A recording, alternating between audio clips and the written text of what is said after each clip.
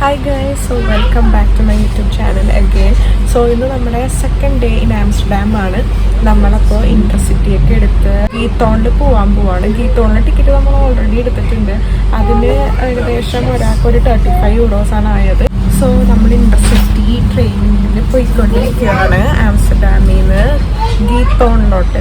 ഗീത്തോണിലെ village എന്ന് പറഞ്ഞു കഴിഞ്ഞാൽ അവിടെ പബ്ലിക് ട്രാൻസ്പോർട്ടേഷൻ ആയിട്ടുള്ള ബസ്സോ ട്രാമോ ട്രെയിനോ ഒന്നുമില്ല. ആകെ ജസ്റ്റ് അവിടുത്തെ കുറച്ച് വില്ലേജിലുള്ള വീടുകളിലോട്ട് ഇവർ ബോട്ടിനാണ് പോണേ. ഭയങ്കര ഒരു ഫെയറി ടെയിൽ ലാൻഡ് പോലെയൊക്കെ എന്നാണ് ഞാൻ കേട്ടേക്കുന്നത്. ബാക്കി അവിടെ ചെന്ന് നമ്മൾ എക്സ്പീരിയൻസ് ചെയ്താലേ അറിയാൻ പറ്റുള്ളൂല്ലോ.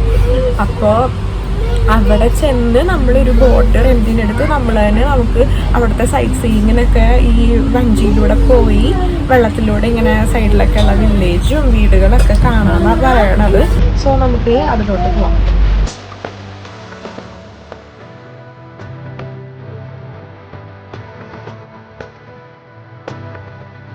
സോ ഇതാണ് ഇവിടുത്തെ ഇൻട്രസിറ്റി.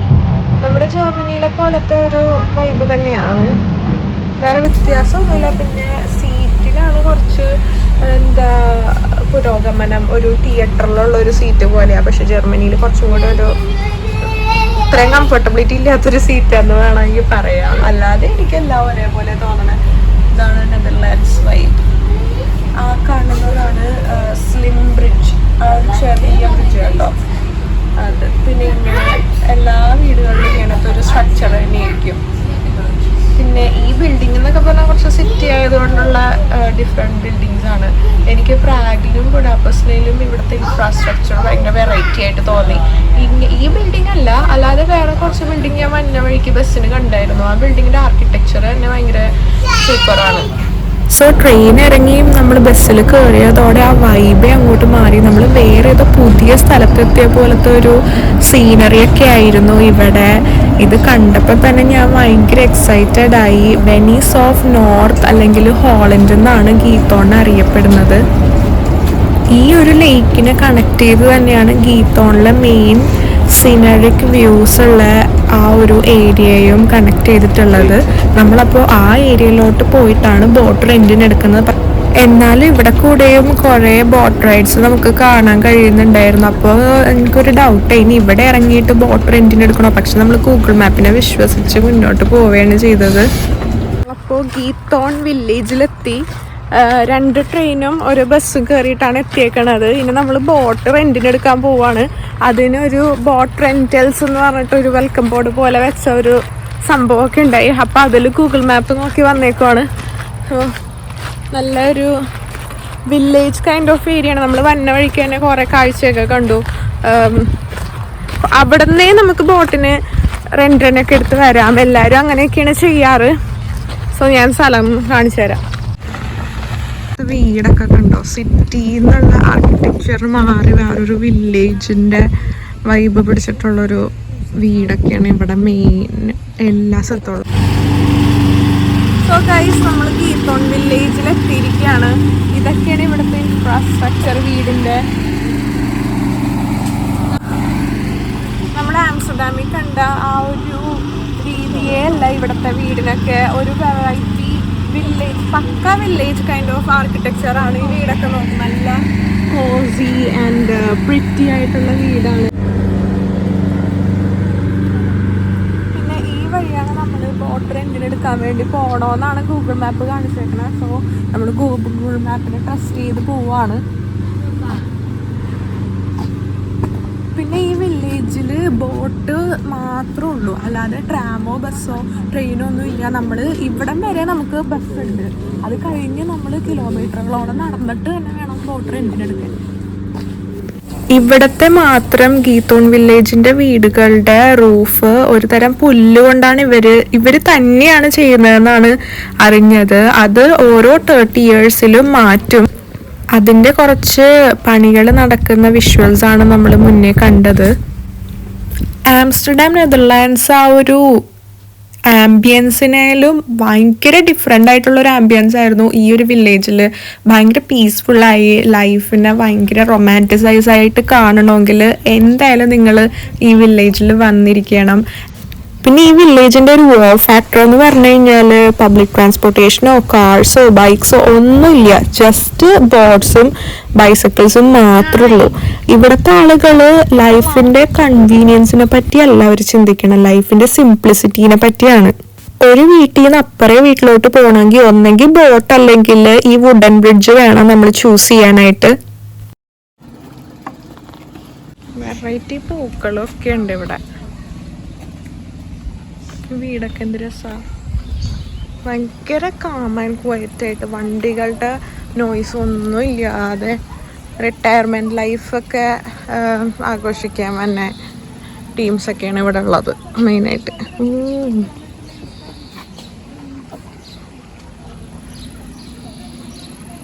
ഇവിടെ ഇങ്ങനെ ഫോറിനേഴ്സ് വന്ന സ്ഥലമായതുകൊണ്ട് തന്നെ നല്ല ഡെക്കറേറ്റ് ഒക്കെ ചെയ്താണ് ഓരോ സംഭവങ്ങളൊക്കെ വെച്ചേക്കണേ. പിള്ളേർ അവിടെ ഇരുന്ന് എന്തോ ചെയ്യുന്നുണ്ട്, മീൻ പിടിക്കണേന്ന് തോന്നണം. അതെ നമ്മൾ പാലത്തിൽ കൂടെ നടക്കണേ, അപ്പുറവും വെള്ളം ഇവിടെയും വെള്ളം, നിറയെ ബോട്ടിന് ആളുകൾ. നമ്മൾ തന്നെ ബോട്ടിന് റെന്റിനെടുത്ത് ഇങ്ങനെ ചെയ്തോണ്ട് തന്നെ.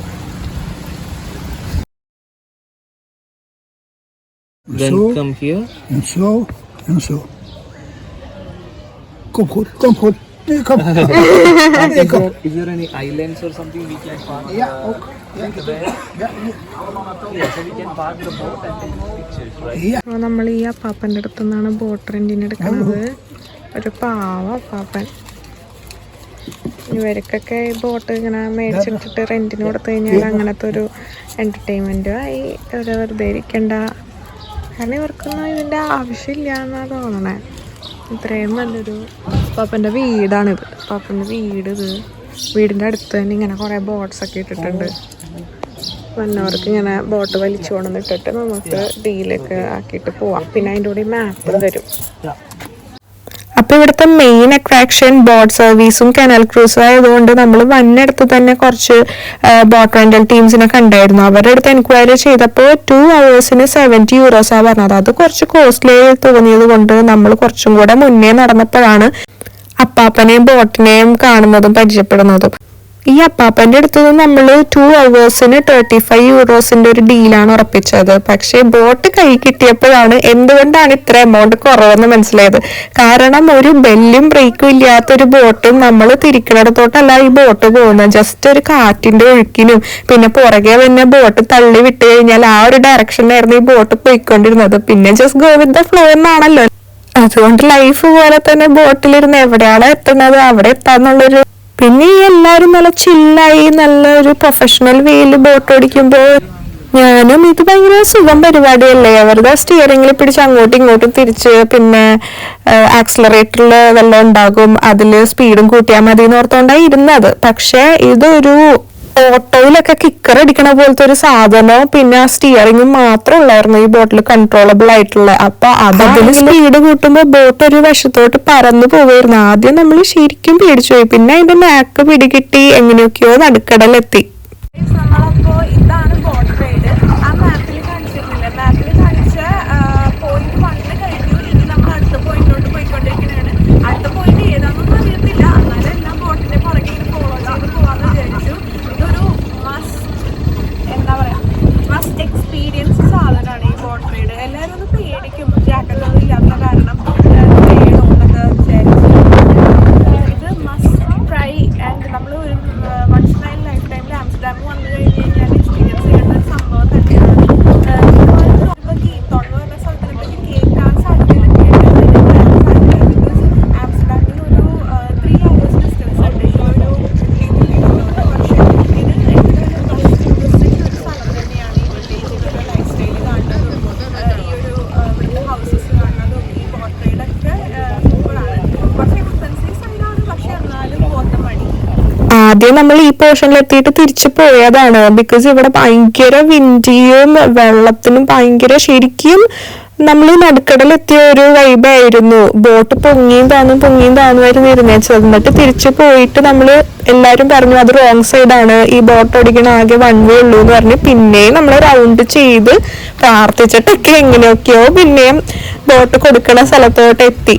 2 hours കാൽക്കുലേറ്റ് ചെയ്തിട്ടാണ് ബോട്ട് റെന്റിന് എടുത്തെങ്കിലും ബോട്ട് തിരിച്ചു കൊണ്ടേ കൊടുത്ത ടൈം ആയപ്പോഴേക്കും ഏകദേശം 4 hours കഴിഞ്ഞായിരുന്നു. അധികം എക്സ്പ്ലോർ ചെയ്യാത്തൊരു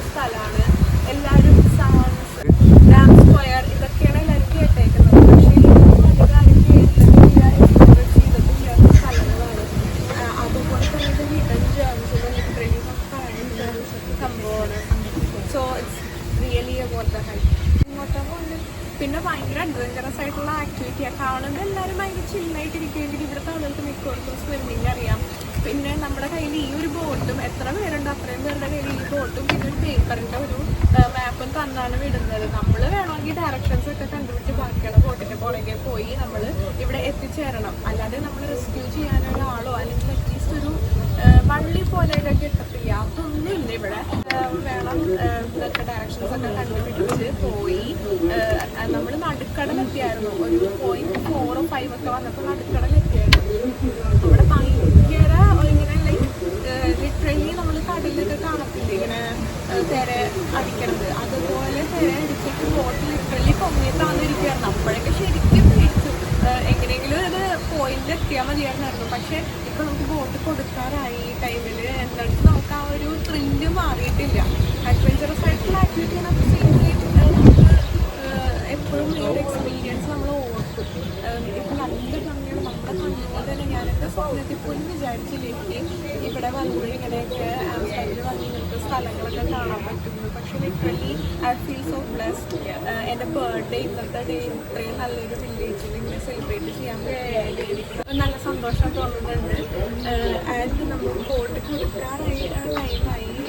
ഇപ്പോഴാണ് നമുക്ക് ഈ ഒരു കുറച്ചും കൂടെ ലാസ്റ്റ് ചെയ്യണോ, കുറച്ചും കൂടെ കഴിഞ്ഞ് പോയാലോ, കുറച്ചും കൂടെ കഴിഞ്ഞ് കൊടുത്താൽ മതി എന്നുള്ളൊരു തോട്ട്. നമ്മളിപ്പോൾ ഫേബിൾ എന്ന് പറഞ്ഞ കടയിലെ ഫ്രൈസ് കഴിക്കാൻ പോവാണ്. ഇന്നലെ നമ്മൾ കഴിച്ചത് ഹൈപ്ഡ് ആയിട്ടുള്ള കടയിൽ നിന്നുള്ള ഫ്രൈസ് ആയിരുന്നു, സ്പൈസി സോസൊക്കെ ഇട്ട്, അത് നല്ലതായിരുന്നു.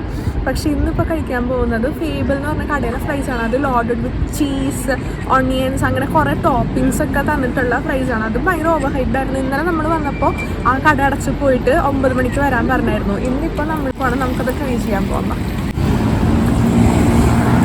ഇവിടെ ഇപ്പോൾ 9 മണി ആവാറായി, എന്നിട്ടും ആളുകൾ ക്യൂവിൽ നിൽക്കുവാണ്.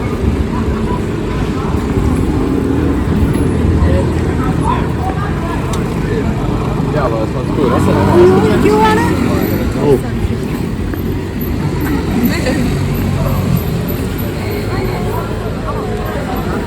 ഇപ്പൊ കണ്ടില്ലേ ക്യൂ ആണെന്ന് പറഞ്ഞാൽ നമ്മൾ കയറിപ്പോയത്. അപ്പുറത്തായിരിക്കും ക്യൂ എന്ന് ഓർത്ത്, കാരണം അതിന്റെ നടുക്കൂടെ ഒരു റോഡ് വന്നിട്ടുണ്ട്.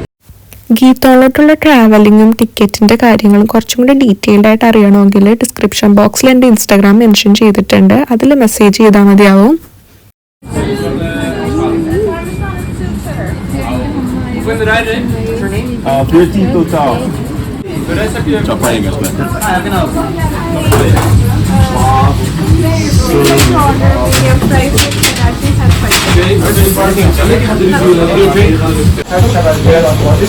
Parmesan cheese or cheddar cheese?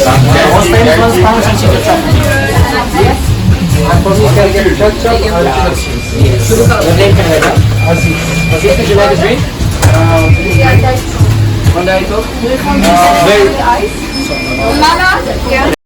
ഇത്രയും ഹൈപ്പ് ഓർത്ത് വെച്ചതുകൊണ്ടാണോ എന്ന് എനിക്കറിയില്ല. ഈ ഒരു ഹൈപ്പിൽ പോയി കഴിച്ചുകൊണ്ട് എനിക്ക് ഇന്നലെ കഴിച്ച, അതായത് ഡേ 1 കഴിച്ച മാനിക്കൻ പീസ് ഫ്രൈസിൻ്റെ അത്രയും ടേസ്റ്റിയും ഫ്രഷും ആയിട്ട് എനിക്ക് തോന്നിയില്ല.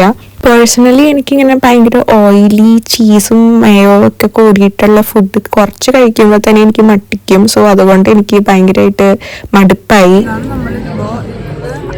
എന്ന് പറഞ്ഞ് വാങ്ങിയ ഫ്രൈസ് ഫാബിൾ എന്ന് പറഞ്ഞ കടയിൽ നിന്നാണ്. ഫാബിൾ എന്ന് പറഞ്ഞ ഷോപ്പിൽ നിന്നാണ് ഈ ഫ്രൈസ് വാങ്ങിയത്.